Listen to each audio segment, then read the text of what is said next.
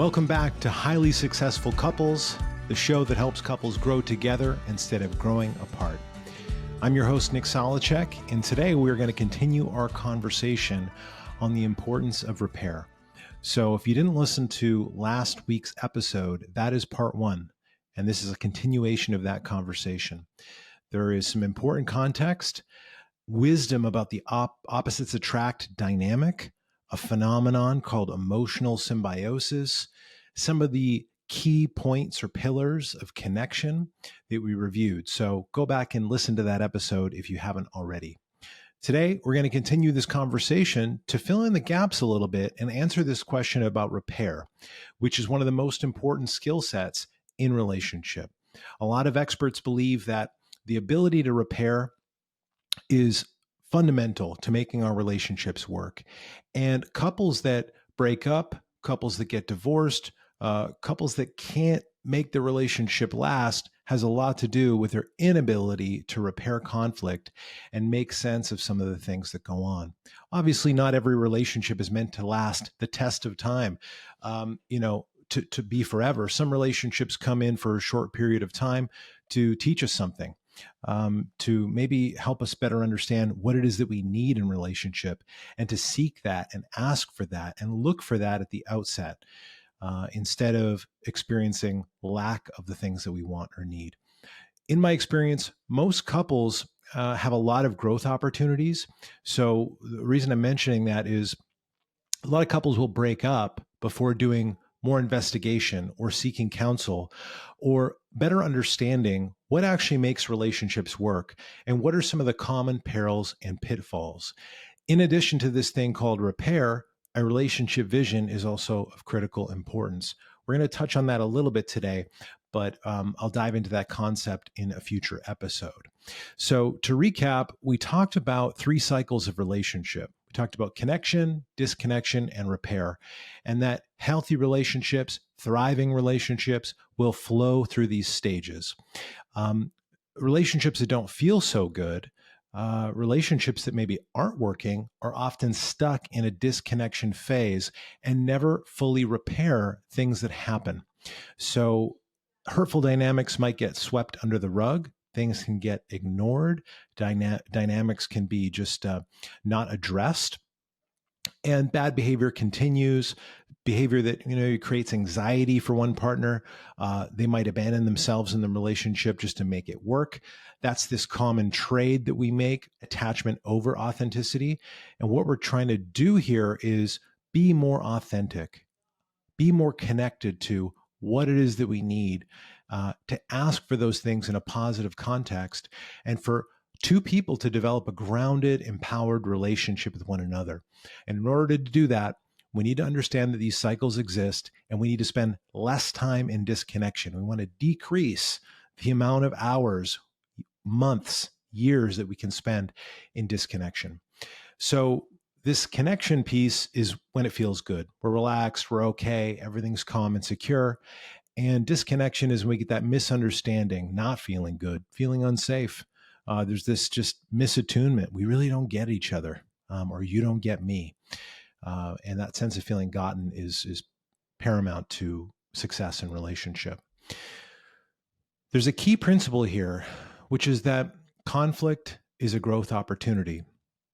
And there's a kind of a cliche now in the personal development space around growth opportunity, specifically in couples therapy, that, every therapist just tells the couple, no matter what problem they bring in, this is a growth opportunity for you. You just got to work on this. And there's something to learn here. And that's true for most things. For some of us, the growth opportunity might actually be to leave our relationship. The growth opportunity might be to no longer put up with abusive or toxic dynamics after trying everything we can to make it work, after seeking support, after going to therapy, after looking for insights, and our partner is just stuck, stagnant for years, not making any changes. Some of us, to grow and to get our needs met, we do need to find someone else. But I'm more optimistic than that. And I think that many of us actually need to dig in together and to get a third perspective, get a third party in the room to give us some insight about what we can expect about relationships, what's normal, what we need to avoid, what some of the, dangerous territory is that we should probably stay out of. And I don't mean avoid conversations. I mean, avoiding certain behaviors, treating each other with kindness and respect instead of put downs and negativity and criticism and shame. So this growth opportunity conflict is pointing to this reality that we're drawn to a partner who's different than us. We're attracted to them because they are not like us. If they were just like us, it'd be a little bit boring. Part of the sexual tension, part of the polarity is in that opposites attract dynamic.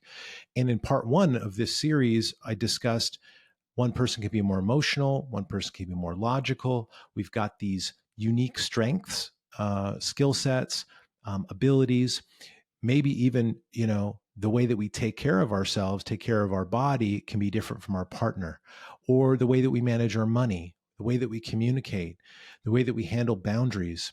There's many paradoxes and opposites inside of a relationship that we're going to continue to explore. But what I want you to keep in mind is conflict is a growth opportunity. So when you got issues that come up in your relationship, it makes sense you're frustrated. It makes sense you're angry. It makes sense you do not want certain things to happen. You don't want to be treated in certain ways. But I'd ask you and encourage you to get curious about what is the growth opportunity here from me? And if both people ask themselves that question, there is a powerful realization that can come from that. And it does take two. We got to do this work together. We can work on things on our own. We can gain insights. We can read a great book, go to therapy, listen to a great podcast. And at some point, our partner, in order to make things work, in order to grow, in order to become allies, our partner's going to have to join us in that conversation. And that can be tricky because in every relationship, even with me and my partner, one of us can be resistant, to growth or having a difficult conversation or going to therapy. And some of the reasons that come up for us could be things like, money. We don't want to spend the money. We're stretched. We got these other things we want to put cash into. Or I just don't want to. Do we have to? Oh God, do we have to have another conversation? Do we need to get support? And we're wrestling with our own shame about the fact that we struggle. And we can be deep inside of our fear that we're not enough in some way. And because our relationship doesn't work and our partner's telling us we need support, that maybe that means something negative about us instead of it just being a normal human experience. So inside of all of this are growth opportunities, to reclaim parts of us that were lost along the way. So the conflict that we experience is not happening to ruin our lives or for us to relive some nightmare that we might have experienced in a previous relationship. There's something inside of these challenges for us to learn. And if we turn towards these challenges as a team, we can break through old dynamics and we can begin using our energy in a positive way instead of all of our energy being fixated on negative dynamics, things that don't work, offensive, defensive strategies. And this is really a big opportunity for all couples. If we're in the work, if our partner and ourselves say, yeah, I'm down for this conscious relationship thing. I'm willing to do the work. I'm willing to face my shadows. I'm willing to take ownership of my deficits, acknowledge my insecurities, be vulnerable with you, and hang in there and listen when it's important, and create these moments of connection together, practice this thing called repair. All of that can come together in a really beautiful way to make progress, which is what makes life and our relationships meaningful, satisfying, is that we feel like, okay, even if it's slow, hey, we're making progress together and we're in this thing as a team. A key piece here, and this is connected to part one where I talked about how do we become disconnected, and that one of the ways is that we become self-absorbed. Well, restoring empathy, the ability to sense what someone else is experiencing. When couples can increase empathy, they can start to make progress and get connected to what's really going on, get connected to the reality of who their partner is, because we're always so focused on ourselves, our own outcomes and preventing our own fears from coming true. This is just a big deal. And it's one of the main things that couples struggle with is that they just actually have lost this sense of what it's like to be their partner and what's important to them. And we've really become entrenched in this pattern of self-absorption. We don't have frequent moments of connection. We're deeper inside of that disconnection struggle, which could also be like a power struggle phase or a dead zone phase. So in order to do this, in order to create more empathy, there are a couple key things that can be helpful. And the first is this key takeaway question that I mentioned in part 1, which is understanding what your partner wanted and needed the most as a child. What did they want and need but not get? This is almost always true. There's almost always an answer to this. If you feel like you don't have one, maybe you just don't know what that is yet. You haven't spent enough time exploring that or being curious about it. It's important that we know the answer for ourselves and that we understand that thing for our partner, because it's one of the major keys to transforming our relationship dynamic. So we need to learn more about our childhood experience, get more curious about that so we can share it with our partner, and vice versa. And if we can get clear about what they need from us, we can bring that into these moments of disconnection, to come back to connection, to repair something that was said or not said, done or not done. It's not always things that we actively do or say that can create hurt. It can be our lack of presence, our absent-mindedness, all the energy we put into another direction that might create anxiety for our partner. We need to get clear about all this. What's really impacting and affecting this space between us and our partner. So if we maintain an awareness that our love relationship has a hidden purpose to repair childhood emotional wounds, we start playing a new game, which is to actually actively heal and create this thing called corrective emotional experiences with each other. This is one of the key features. It's one of the main characteristics of a conscious relationship. And the couples and the individuals that listen to this show, I think that we're all on the same journey. We want to continue to create that with our partner. Maybe we want to get started and take the first step, or we want to bring this alive with our next partner, with the next person that we fall in love with. So it's a key thing to remember and maintain awareness of, especially inside of conflict, because this is part of the hidden force that drives these moments of misunderstanding, disconnection, upset, and so on. We need a new paradigm here. And that's what repair requires. Really, deep, sincere repair. And there are many ways to apologize or take responsibility for our behavior, but we definitely need a new philosophy and a new approach. So techniques can help. There are many different techniques out there, communication modalities. I teach one called Imago dialogue. We also need just perspective on the situation. And we need to remember this wisdom of opposites attract that is fundamental to part of this understanding. And again, talk about that in part 1 of this series. So if we can do all that, remember the deeper purpose of our relationship, we start to take new steps. We start to take new actions. We start to ask different questions. Get more curious about what's driving these moments of conflict and frustration. And this is a major key. You're never fighting about what you think you're fighting about.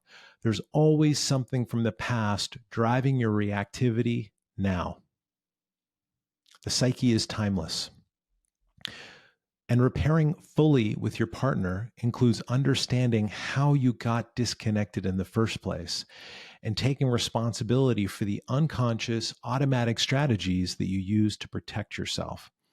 And we all have strategies, the maximizing, the minimizing, the defensive or offensive, the avoidant or anxious strategies that we might use to keep ourselves at a safe distance or keep ourselves in proximity or close enough that, we feel safe there. And everyone has a different register of that, like a different sense of what's okay. Some people feel smothered when their partner gets too close. There's fears that come up there, and some people feel abandoned when their partner gets too distant and they're not as connected. And again, another opposites attract kind of dynamic. We can really talk forever about the paradox of avoidant anxious, and I want to share some practical tips here about creating repair. I want to share some sentence stems and approaches that you might use to reconnect with your partner, to really come back together in these moments of disagreement so you can shorten that time of disconnection. That's really an important goal here, is let's spend less time disconnected, more time connected, and repair is the gateway for that. One thing that makes a big difference here is defining and understanding safety. So if you've listened to some of my podcast interviews with other people, I've talked a lot about this, and I think of this as 5 main pillars. We probably could come up with more, but these are 5 that I feel that are really important. And the first is integrity, which means actions matching words, that I am who I say I am. I avoid committing to things if I'm not sure that I can follow through on it. So I only make plans with my partner or my friends or people in my life or with myself if I can do it. Now, when it comes to ourselves, we say we're going to save money. We say we're going to go to the gym, that we're going to grow the business, that we're going to have that tough conversation. And, sometimes we don't do that. We don't follow through. So there's, the relationship to self piece, being in integrity with oneself, and then also with your partner and with other people in your life. This is a really big deal. And it's one of the main pillars here for creating safety. The second is attunement. And in part 1, I talked about this idea of being gotten, that, wow, I really get you and you get me. And wow, we really understand each other. We feel like we're on the same page, and we might not agree about everything, but we really understand. So it's like understanding over agreement. Big deal, and a big part of creating safety. The third is truthfulness. So, we avoid lying, omitting information, withholding. We really want to create sincerity, truth telling, honesty. So we're not, in a relationship that's allowing betrayal, deceit, these kind of things to go on. And we both sincerely, aspire to bring these qualities alive. Sometimes telling the truth is hard. Your partner says, "Hey, does this make me look fat?" It's kind of a trap of a question. How are you supposed to answer it? And no one wants to make their partner feel bad, even if they have a judgment in their mind that they, maybe the outfit doesn't make them look flattering. But there are things that sometimes our partner will ask us from a place of insecurity. And it sets both people up for failure a little bit when we do that. Just like if we initiate sex with our partner from a place of insecurity, it's not the same as like an authentic desire or from a place of arousal. It's actually coming from somewhere else. And in a way, that's not totally truthful. And we're sensitive to that, and we can pick up on that.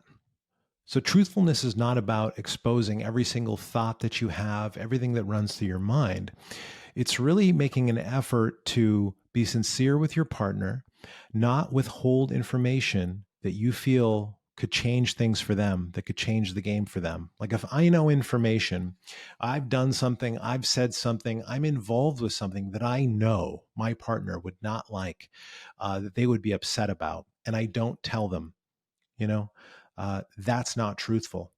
I'm concealing information from them to prevent certain consequences. And there's a lot of people that do this, that they withhold information that, if disclosed, would change everything for their partner. And, affairs are one of the most extreme and painful versions of that. So telling the truth matters. If you're out with your friends and you have an ice cream cone and, you feel like your partner maybe has some energy on that you eat too much ice cream, I'm not going to tell you what to do about it, but just consider that that's kind of the same thing. And there is something there about being yourself and being able to make your own choices and being accepted for that. And if you have a health concern or a health issue and it causes anxiety for your partner, maybe something to talk about, maybe something to work on. Maybe there's a growth opportunity for you to take better care of yourself so that you can create a more safe dynamic with you and your partner. We do sometimes make choices that actually activate our partner, that trigger them. And we can get curious about, oh, you know what? If I didn't do that, or I made a different choice, if I was more truthful here, what could we create together? How could I reduce my level of fear? How could I reduce my partner's level of anxiety? And sometimes we make compromises. We make agreements with each other about what the right way to handle things are. Too often, our own projection of our fear, our anxiety is put onto our partner. So if we're worried about something, we have this quiet little anxiety, we can put it onto them and say that, this is your thing and this is about you. And we don't even notice how that happens. We don't even see that in motion, that we project our stuff onto them. And there's something that's not truthful about that as well. So it's an important concept, a lot of different ways that truthfulness can show up. And my main point here is just to avoid omitting information that your partner would be upset about. Don't do things, don't make choices that if your partner finds out about it, that they're going to be upset, because that's where you start navigating territory that is untruthful and affecting not only your partner's sense of safety, but your own. Under this umbrella of safety is also the ability to repair. And that's what this whole episode, this whole series is about. And we're going to get into some more tactical stuff here in a moment about how to do that or how you might approach it. The last piece on safety is about consistency and reliability. So I show up in a relatively consistent fashion. My partner can count on me to a high degree. I'm a reliable person for them.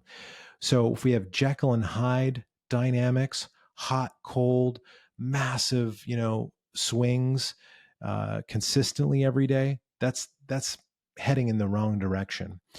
Between men and women, there's definitely hormonal differences and changes and fluctuations. But can we, to a high degree, this isn't about perfection, it's about, to a high degree, be consistent and to stay in communication with each other, let each other know how we're feeling. Like, oh man, you know what? I'm totally exhausted today and I just can't do this. Staying in communication, you can be consistent that way. Obviously, if you never follow through on things and you never keep your agreements, then you got an integrity problem.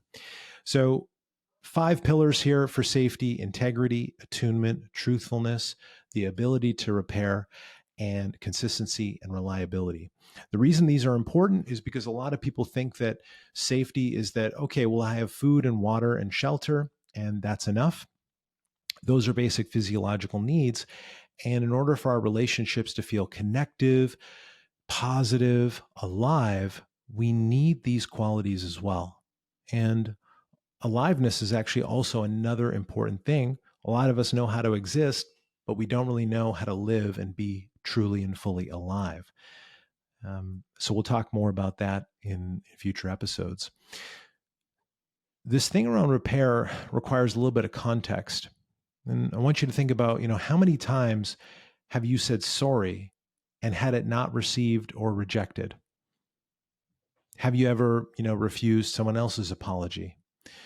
There are some things that happen to us that, wow, really hard to find forgiveness and acceptance. If we're in a relationship, then this is really a lot more important than, thinking about your past relationships where you couldn't forgive someone.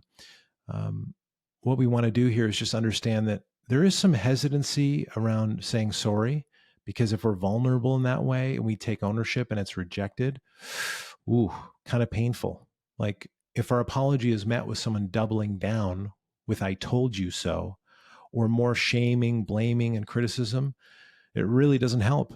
And this doesn't really reinforce that taking ownership is a safe thing to do, and that your partner is going to be able to hold you with compassion and presence in that moment.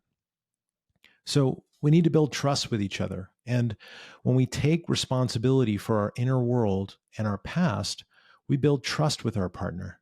It's a big deal. And we begin to learn that our partner is willing to take ownership for what is theirs instead of unfairly placing the blame or dismissing issues.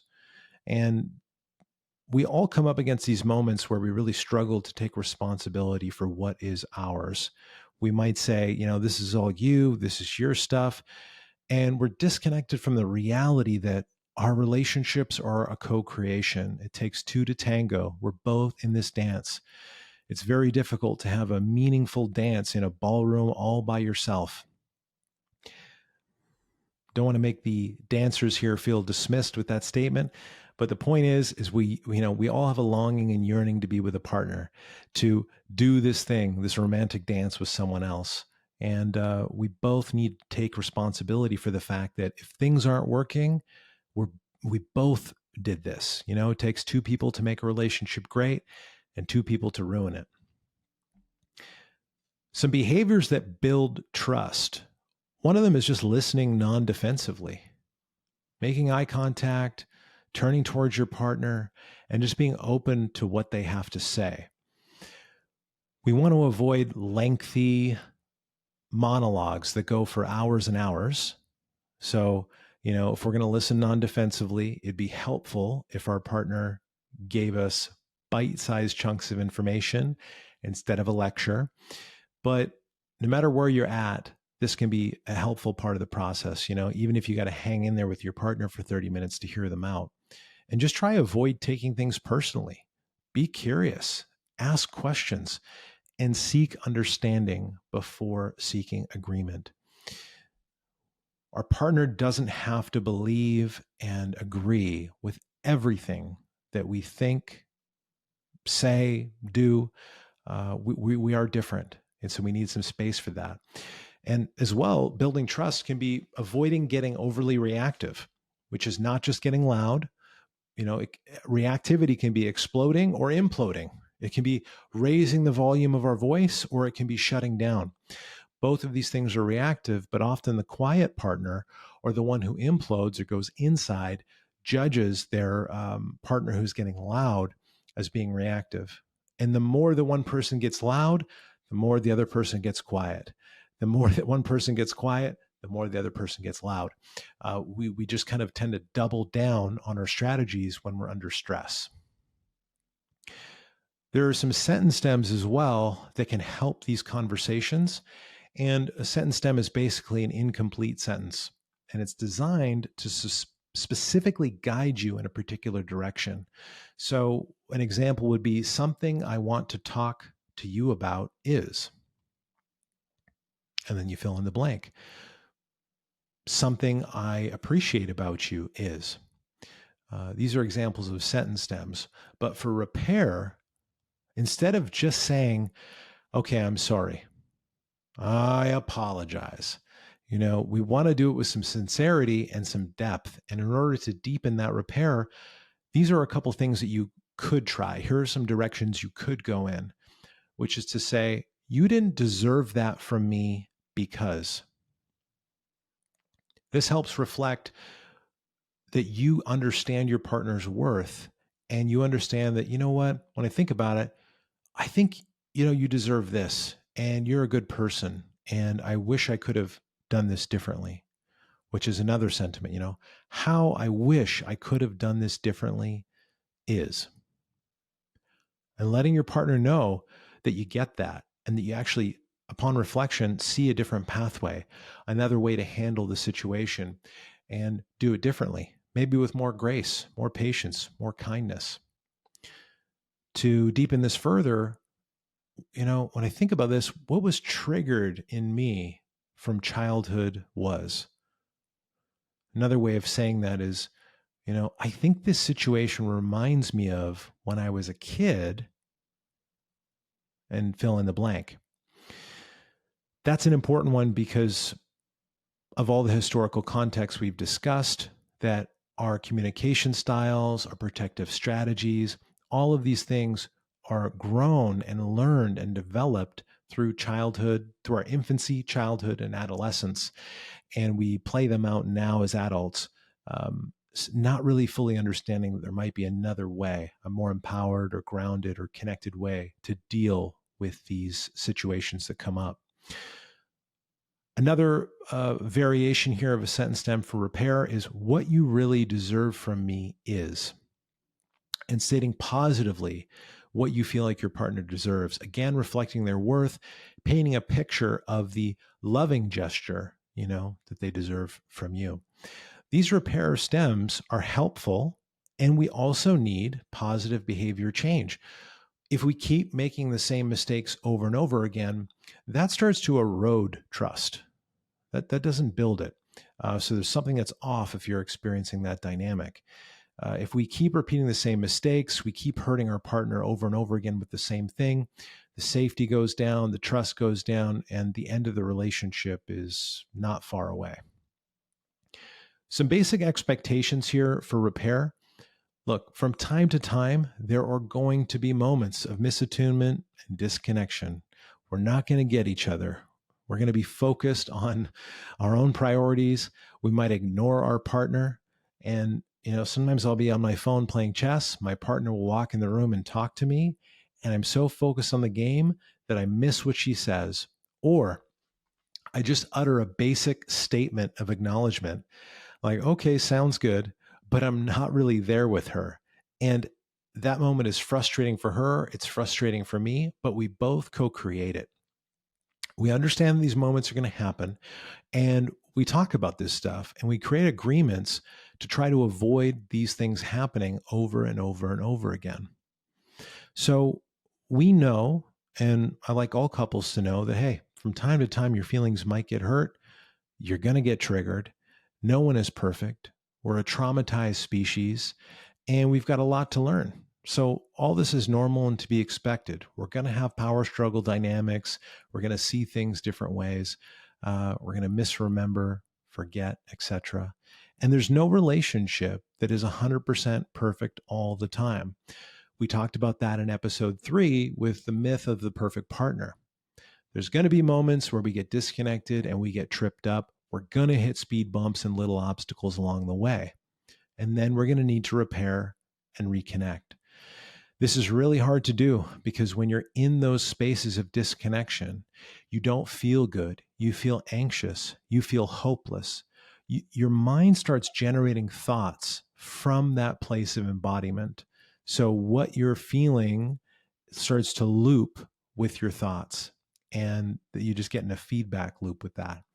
So in order to break out of that cycle, we need to remember that there's another way here. That, hey, let me try this repair game. Let me develop this ability further, because I wonder if that's the thing that's in my way, is that me and my partner don't really know how to repair effectively with one another. And we need to learn a new skill. So this ability to repair, it means that we're able and willing to participate in repair attempts. We're willing to give it a sincere apology. We're willing to receive it from our partner. We understand that conflict is a part of a healthy relationship and misunderstandings happen. When I say conflict is a part of a healthy relationship or conflict is a growth opportunity, a lot of people can take that to mean, oh, so this toxic stuff that's going on is just growth for us. We fight and yell all the time. And, this is supposed to be like some uplifting growth experience. And as I talked about in the first episode, sometimes the growth opportunity is for you guys to stop doing that together. It doesn't mean the relationship needs to end. It means the patterns need to end. And sometimes our growth opportunity is to leave the relationship. But we're often missing a lot of info, about what's really going on. So underneath this concept or this culture that we're going to build around repair, you and your partner are allowed to make mistakes. You're allowed to get it wrong. You're allowed to forget. But you have a different intention. You have a bigger vision. You don't want that to happen. You agree that you want something else instead.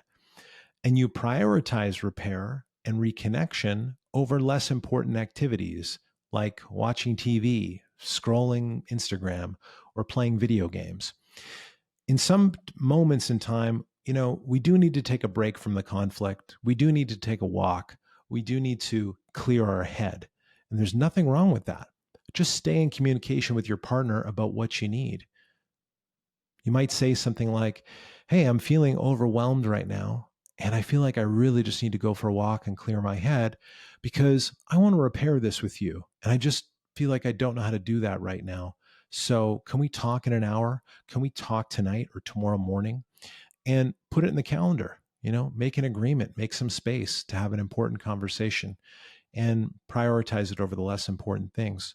Sometimes watching TV for an hour or two is actually really helpful for your mind and your system to orient to something else, to plug into another story. It becomes more of a problem when we just constantly exit the energy of the relationship through other means, which means we avoid having conversations. We never get around to it. And we're always too busy. It just never comes up. Oh, yeah, I've been meaning to talk about that. We need to prioritize this stuff and be more aware of when we've got that sentiment that something's unresolved or incomplete and talk about it with our partner. Sometimes it's helpful to process this stuff with a trusted friend or a coach or a therapist or counselor on your own so you can get more clear about what's really going on and how you can have the conversation with your partner. And depending on the intensity or the length of time that certain dynamics are going on, sometimes we do need that extra support. So we are allowed to make mistakes, but part of repairing properly includes committing to positive behavior change. And this is always part of this growth opportunity dynamic. A great therapist, a great workshop, a great book on relationships or for couples, it really wouldn't be worth a dime if it didn't create positive changes for people and instill and emphasize the importance of this. That, okay, we can learn how to repair, we can understand relationship psychology and attachment patterns, but ultimately we need to make some progress here. How can we create the positive changes that we seek? And this can be difficult for people to do, to actually change their habits, to start to make new choices, to take that intentionality or that vision and actually apply it, to take action and get things done and move the needle in a meaningful way. And we've got to do it. And if you don't know how, you need support. So we talked about connection, disconnection, and repair, these three cycles. To recap, repair is, yes, willing to say, I'm sorry, willing to say, hey, okay, my bad. Take responsibility for what you did, what you said, or you didn't do, didn't say. You forgot to get flowers. You forgot the birthday card. Sharing historical context, restoring empathy with each other, and committing to change. That's a big, big piece for this repair conversation. And couples love to experience not having the same negative moments over and over again. Couples love it. It's like, oh, wow, thank God we don't deal with that anymore. Wow, we made progress. And okay, maybe we're on to the next challenge. We're on to the next growth opportunity. But man, it feels good not to have that cycling over and over again. One thing that I teach couples how to do is learn to dialogue with each other. And the creators of Imago relationship theory developed what's called a conceptual framework, a safe conversation framework, a repair process. And it's transformational in the way that it moves couples towards a sense of wholeness and aliveness and restoring empathy and getting connected to the reality of the situation, which requires us to do certain things like turn off the TV channel of our life, hang in there with our partner, make the moment all about them. And in exchange, can they do the same for us? Can they turn off their TV channel, tune into ours, and make a moment all about us?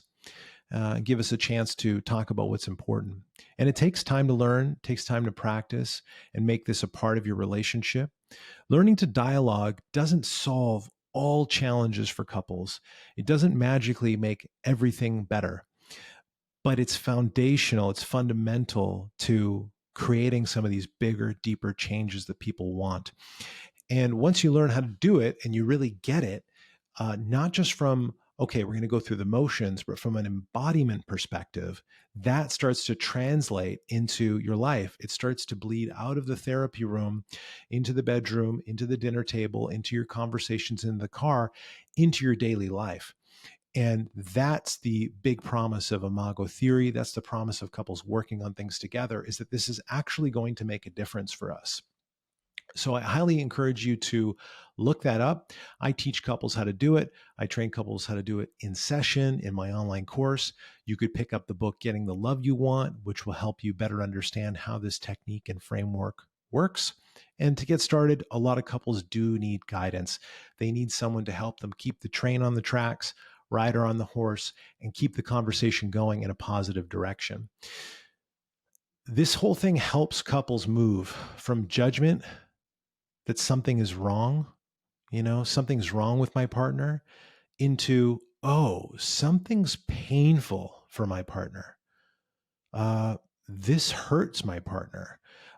It causes anxiety for them in a certain way. Oh, wow, they got this memory from childhood or this dynamic in their childhood that really almost perfectly matches this thing that we play out today.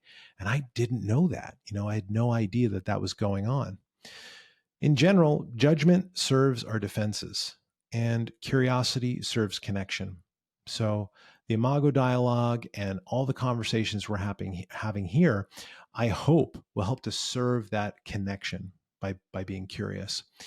And the dialogue also helps us shift from that judgment into empathy, into sensing more about what our partner's experiencing. What is it like to be them? Why does this matter? Why is this important? Let's put all these key variables together. Let's connect the dots and better understand why this matters so much. So we go from a power struggle dynamic to a healing dynamic, to being allies in each other's healing and growth. If you want to work with me on this, just visit my website, nicksolodcheck.com. You guys know where to find me. Thanks for tuning into this episode on repair, fundamental to relationships. I hope this helps you with those moments that inevitably come up, those difficult, awkward conversations, those feelings of anxiety or frustration that come up when your partner doesn't show up for you in the way that you want them to. When they're doing something, saying something, being a certain way, they're just out of alignment. It doesn't totally fit the vision. How can we enroll each other in a positive vision that we agree upon, talk about the things that matter most, and make meaningful changes? Thanks for hanging in. Thanks for listening. I appreciate all your support in this show. We've ranked, actually, we're top 50 in Canada, top 20 in Singapore, top 40 in Australia for relationship podcasts. Appreciate you guys supporting the show, sharing this, and tuning in every week. It means a lot to me to be able to reach people with what I believe is a very important conversation.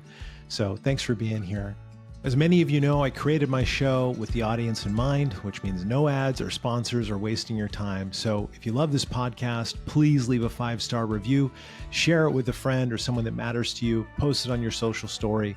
It helps support the show, which helps more people in creating relationships that they love. Thanks for tuning in and spending time with me. I look forward to seeing you next week.